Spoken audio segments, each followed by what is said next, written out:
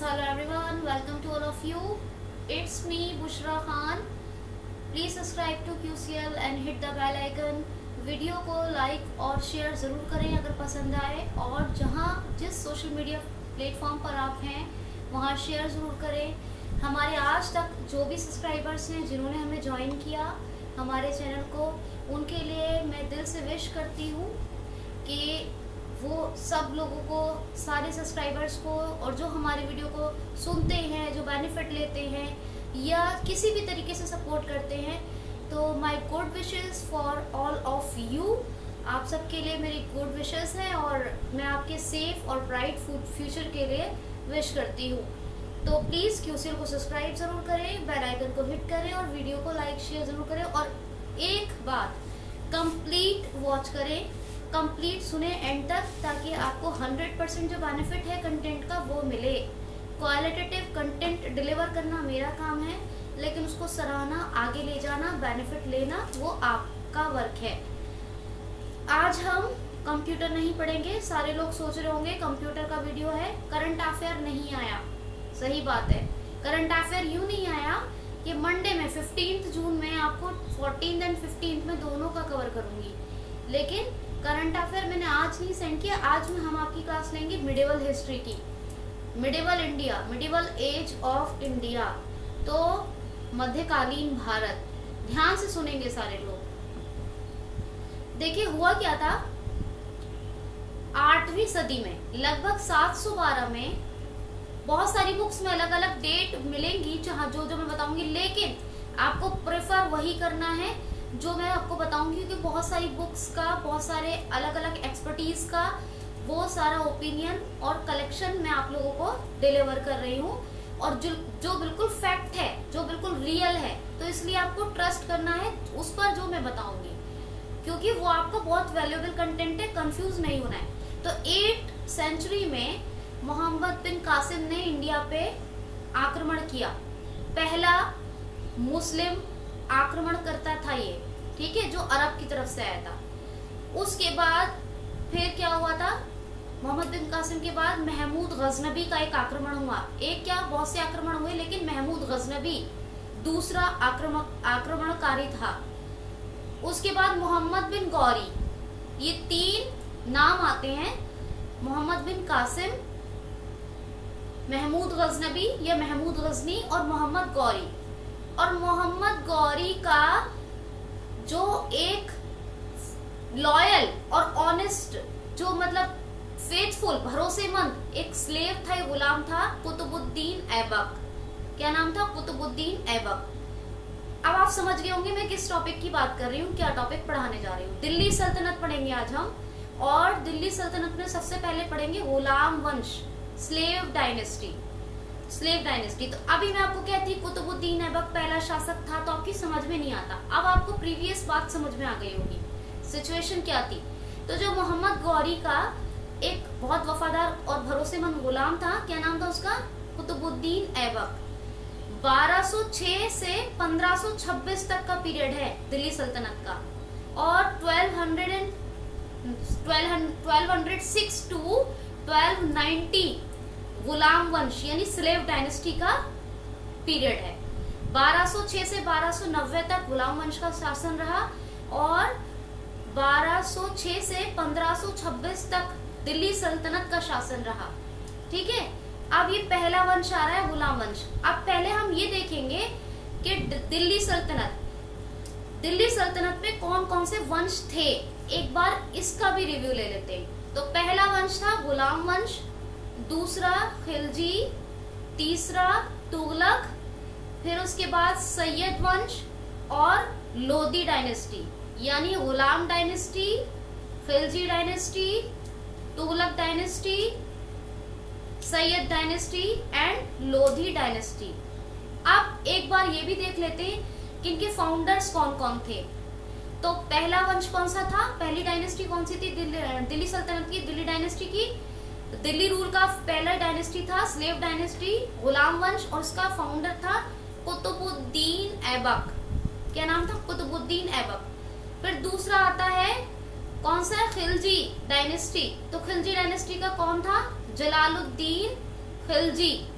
कौन? जलालुद्दीन खिलजी, ये खिलजी का। अब फिर उसके बाद आती है तुगलक वंश, तुगलक की बात, तुगलक वंश की बात। तो कौन था? गयासुद्दीन तुगलक, गयासुद्दीन तुगलक। फिर उसके बाद आती है बात सैयद वंश की। तो सैयद वंश का कौन था? सैयद वंश का जो खिज्र खां, कौन था? खिज्र खां। और लास्ट आता है लोधी वंश। तो लोधी वंश का कौन था? बहलूल लोधी। क्या नाम था? बहलूल लोधी। तो ये जितनी डायनेस्टी हुई उनके फाउंडर्स हुए दिल्ली सल्तनत में 1206 से 1526 तक के पीरियड का जो मैं आपको दे रही हूँ हिस्ट्री, उसके अंदर जो अभी तक डायनेस्टी और उनके फाउंडर्स के नाम बताए। अब हम पढ़ेंगे स्लेव डायनेस्टी को। तो कुतुबुद्दीन, जब मोहम्मद गौरी की डेथ हो गई, डेथ होने के बाद, इसकी मृत्यु होने के बाद, असल में इसको पता नहीं था कि ये वापस नहीं आ पाएगा भारत। पाकिस्तान, जो अभी पाकिस्तान अलग है, पहले नहीं था, तो पाकिस्तान के बॉर्डर के आसपास इसकी हत्या कर दी गई मोहम्मद गौरी की। उसके बाद आखिर ये जो मतलब हत्या के बाद क्या होता है कि भारत आ जाता है इनके हाथ में, कुतुबुद्दीन ऐबक के। अब कुतुबुद्दीन ऐबक के हाथ में भारत आया। भारत के अधिकतर शासन में, मतलब अधिकतर जो क्षेत्र है उसमें अलग अलग शासकों का रूल था। तो इस टाइम हम दिल्ली की बात कर रहे हैं। तो कैपिटल क्या थी? कैपिटल क्या बनाई हुई थी? कुतुबुद्दीन ऐबक ने कैपिटल बनाई लाहौर। कौन सी? लाहौर कैपिटल बनी। अब कुतुबुद्दीन ऐबक ने क्या क्या बनाया? एक तो बना था 2.5 दिन का झोपड़ा। ये अभी कहाँ पर है? अजमेर में। कहाँ है? अजमेर में। और एक पहली first mosque of India, first mosque of India, Bharat की पहली मस्जिद, क्या नाम है इसका? कुव्वतुल इस्लाम। कहाँ है ये? दिल्ली में। कहाँ बनी है? दिल्ली में। इससे पहले कोई मस्जिद नहीं थी भारत के अंदर, इंडिया के अंदर कोई मॉस्क नहीं था। और इसके मस्जिद जो बनी पहली, कौन सी बनी? कुव्वतुल इस्लाम। किसने बनाई? कुतुबुद्दीन ऐबक ने, दिल्ली के अंदर। तो ये 2.5 दिन का झोपड़ा, और क्या बताया मैंने आपको उसके साथ साथ?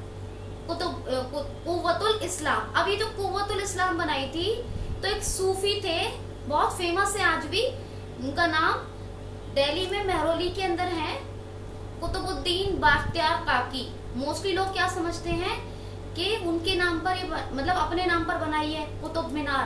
कुतुब मीनार का फाउंडर भी यही था। असल में क्या था, जब कुतुब मीनार की नींव रखी तो कुतुबुद्दीन ऐबक ने रखी थी, लेकिन कुतुब मीनार को पूरा करवाया था किसने? इल्तुतमिश ने। कंप्लीट करवाया था इल्तुतमिश ने।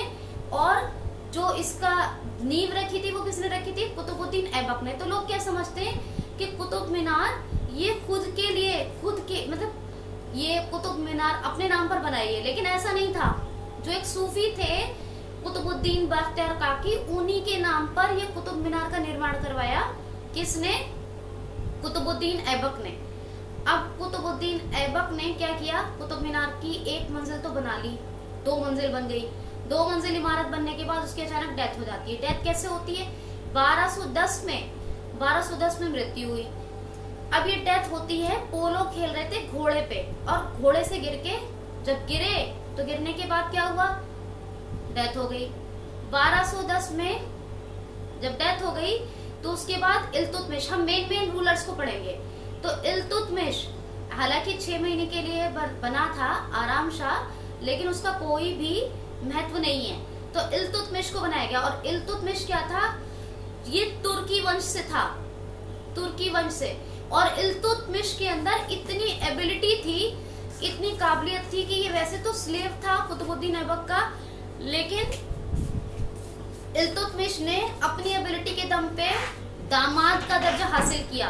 कुतुबुद्दीन ऐबक की बेटी इल्तुतमिश की बीवी थी, वाइफ थी। तो इल्तुतमिश ने संभाला फिर बाद में रूल। अब जब इल्तुतमिश ने संभाला 1210 से, ठीक, तो अब इल्तुतमिश ने क्या किया?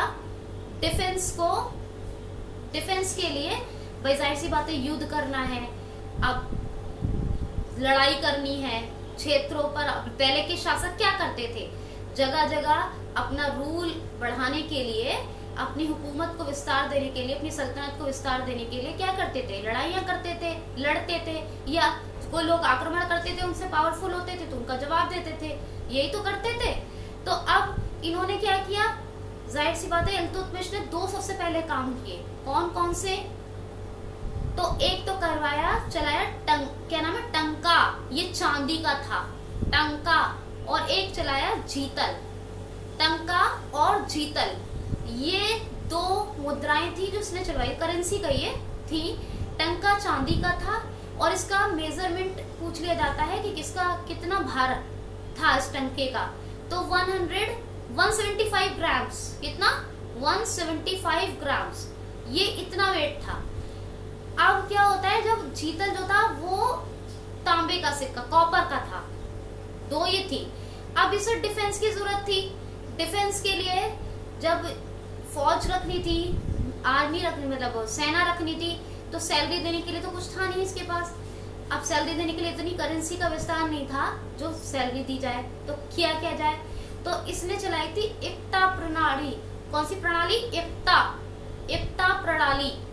एकता ये क्या होता था, एक पीस ऑफ लैंड था, एक बड़ा सा जमीन का टुकड़ा था जिसे टुकड़ों में भाग दिया जाता था, छोटे छोटे टुकड़ों में भाग देके उसे फिर उन्हें बाकी लोगों को दे देते थे। किसको देते थे, बाकी लोगों को जो जमीन पर काम करें और अपनी गुजर बसर करें। और जब भी कोई युद्ध की जरूरत पड़ती थी, सेना की आवश्यकता होती थी, तो वो तमाम लोग अपने अपने लोगों को लेके आते थे और इससे सेना का काम चलता था। इल्तुतमिश ने डाली थी कौन सी प्रणाली, एकता प्रणाली। और जो इस पर जमीन पे काम करते थे उन ऑफिसर्स को क्या कहते थे, इख्तदार। क्या कहते थे, इख्तदार। तो एकता प्रणाली, टंका, जीतल, ये सब इल्तुतमिश ने लॉन्च किया था। अब एक और चीज आई, जाहिर सी बात है सेंट्रलाइज किया इसने पावर को। किसने, इल्तुतमिश ने सेंट्रलाइज किया। तो इसके लिए जैसे आज एक मंत्रिमंडल होता है, ग्रुप ऑफ मिनिस्टर्स होता है, एक काउंसिल ऑफ मिनिस्टर होती है, इसी तरीके से उस टाइम पे भी मंत्रिमंडल की तरह, मतलब शासक अगर कमजोर होगा तो किंग मेकर एक तरह से अपॉइंट किए कि ताकि जनता को परेशानी ना हो। तो इसने एक नई नींव डाली, उसका नाम क्या था, उसका इनने क्या किया था कि 40 गांव का एक ग्रुप बनाया, 40 जो विलेजेस थे उनका एक ग्रुप बनाया। और ग्रुप बनाने के बाद उनके ऊपर एक ऑफिसर बनाया, जिससे कि क्या हुआ कि जब भी कोई रूलर कमजोर हो तो उसे ये किंग मेकर का काम, मतलब नए किंग को अपॉइंट करें। क्या करें, नए किंग को अपॉइंट करें। तो इसका एक नाम था तुर्के। इसको एक विशेष तो एक टर्म था इसका, जो इस वक्त मुझे तो याद नहीं आ रहा, लेकिन मैं आपको बताऊंगी बाद में। एक बेसिक टर्मिनोलॉजी इसके लिए यूज की जाती थी, पूछा जाता है वो भी, जब मैं इसका एमसीक्यू करवाऊंगी तो मैं आपको बताऊंगी। तो अभी आपको कितनी चीज याद रखनी है कि इसने एक तो ये करवाया, 2 सिक्के निकाले और डिफेंस को मजबूत करवाया। डिफेंस को मजबूत के लिए एकता प्रणाली को इसने लॉन्च किया। फिर उसके बाद इल्तुतमिश ने बहुत अच्छे से चलाया। इल्तुतमिश की डेथ के बाद क्या होता है, एक नया बनता है, इसका सन होता है रुकनुद्दीन फिरोज।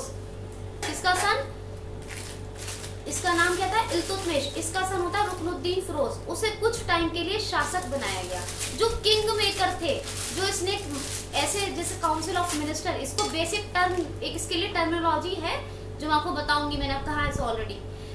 तो उस किंग मेकर के थ्रू रुकनुद्दीन फिरोज को बनाया तो गया डेथ के बाद, लेकिन क्या होता है 5-6 महीने ही उसका शासन चला।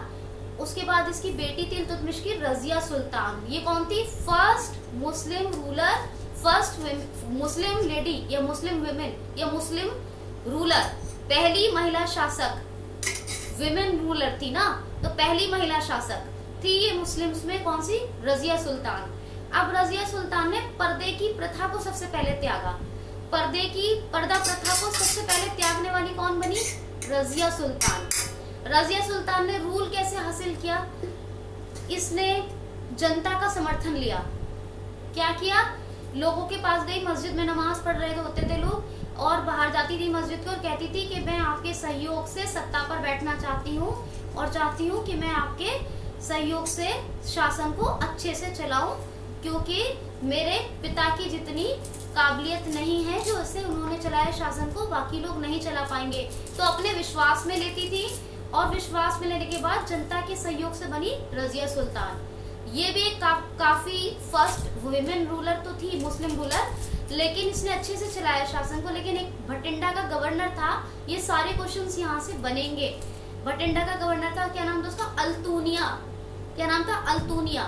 अब अल्तुनिया ने इसके ऊपर इसे कैद करवा लिया। सबसे पहले इसके खिलाफ विद्रोह किया, इसे कैद करवाया। कैद करवाने के बाद जब बात नहीं बनी किसी भी तरीके से, तो अल्तुनिया ने एक प्रस्ताव रखा कि तुम मुझसे शादी कर लो। अब ये इसकी सबसे बड़ी गलती थी। इसने क्या किया, अल्तुनिया से शादी कर ली, विवाह कर लिया, जिससे कि जितने भी जो किंग मेकर्स थे, जो शासक के कमजोर होने पे बनाते थे, मतलब सुल्तान को बनाते थे, तो अब उन्होंने क्या हुआ, वो सारे के सारे इसके खिलाफ हो गए।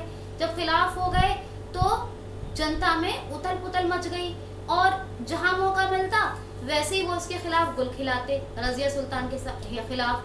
तो ये बहुत इसने लड़ा, और लड़ते लड़ते हार गई, और डाकुओं के द्वारा कहते हैं लूटी गई, और इसकी फिर किसी ने हत्या कर दी, रजिया सुल्तान। तो अभी हमने कितने शासक को पढ़ा, कितने रूलर्स को, एक तो कुतुबुद्दीन ऐबक को, इल्तुतमिश को, रुकनुद्दीन फिरोज का कोई ज्यादा रोल नहीं है इल्तुतमिश के बाद, फिर रजिया सुल्तान को। अब रजिया सुल्तान की बात आई। रजिया सुल्तान के बाद कौन बना, तो रजिया सुल्तान के बाद जो बना बलवंत। कौन बना, बलवंत। बलवंत असल में इसका असली नाम नहीं था, इसका असली नाम था इसका गयासुद्दीन। तो गयासुद्दीन बलवंत के नाम से तो इसने रूल किया, गयासुद्दीन बलवंत। और जो असली नाम था वो क्या था, बहाउद्दीन। क्या नाम था, बहाउद्दीन बलवंत का। अब इन्होंने शासन को संभाला। अब शासन को संभालने के बाद ये काफी स्ट्रिक्ट रूलर रहा, बहुत स्ट्रिक्टनेस के साथ इसने रूल किया। कैसे, अभी आप देखिएगा आगे। इसने उलूग खां की उपाधि, ये पूछा जाता, उलूग खां की उपाधि इख्तियार की थी। किसकी, उलूग खां। तो इसका असली नाम क्या था, बहाउद्दीन। गयासुद्दीन बलवंत के नाम से शासन किया और उलूग खां की उपाधि इख्तियार की। इसने एक बनाया था डिपार्टमेंट, कौन सा डिपार्टमेंट था, ये आर्मी बनाई थी इसने, दीवाने अर्ज। क्या नाम था उसका, दीवाने अर्ज। ये सैनिक विभाग था, सेना विभाग। इसने और मजबूत बनाया। इसके दरबार में हंसना, बोलना, मजाक करना बिल्कुल मना था, बिल्कुल मना। और इसने जो इनके दरबारी थे बलवंत के, इसने क्या किया कि अपने दरबारियों को तैनात कर दिया नंगी तलवारों के साथ। बिल्कुल, अगर कोई मजाकिया मूड में रहे और हंसे या दरबार में बोले तो सेकंड में उसकी गर्दन उड़ा दी जाए, इतना सख्त था। और अपने आप के लिए इसने उपाधि और मतलब खुद को कहलवाना शुरू किया, नेमते खुदाई। मतलब मैं अल्लाह की नेमत हूँ, मैं दुनिया में अल्लाह की नेमत हूँ। नेमते तो नेमत होता है वैसे, लेकिन इसने जो मतलब एक टर्म इख्तियार किया, क्या था वो, नेमते खुदाई के नाम का। अच्छा, इसने एक दो चीज और निकाली, सजदा और पैबोस। क्या नाम है, सजदा और पैबोस। अब ये क्या था, ये सुल्तान का सम्मान करने के लिए थी दोनों चीजें। सजदा में क्या होता था कि जो रूलर था, रूलर के मतलब सुल्तान के हाथों को चूमना था। जब दरबार में जाएं तो घुटनों के बल बैठे, और घुटनों के बल बैठने के बाद हाथों को चूमे, ये था सजदा में। और पैबोस में क्या था कि पूरी तरह लेटना होगा और सुल्तान के कदमों को चूमना होगा। तो सजदा और पैबोस, ये दो प्रणाली किसने चलाई, बलवंत ने। बलवंत ने दीवाने अर्ज स्थापित किया। और आपको अभी और भी कुछ बताया मैंने, बहुत हाँ, नियमती खुदाई। तो ये सारी चीजें किसकी थी, ये बलवंत की। एकता प्रणाली किसकी थी, वो किसकी थी, एकता प्रणाली तो वो इल्तुतमिश की थी। टंका जीतल भी उसी का था। एक टर्मिनोलॉजी बस आपकी वहां से रह गई है कि उसने जो किंग मेकर्स का ग्रुप बनाया था उसको एक टर्म दिया था, वो मैं आपको बताऊंगी, मैं ऑलरेडी कह चुकी हूँ आपसे। अभी गयासुद्दीन बलवंत के बाद शासन ज्यादा नहीं चला, कमजोर पड़ा। फिर उसके बाद दो तीन आए, जैसे एक आया था मसूद, एक नासिरुद्दीन, तो ये सब आए थे। ये 2-3 शासक आए और कुल मिला के 1290 में ये खत्म हो गया।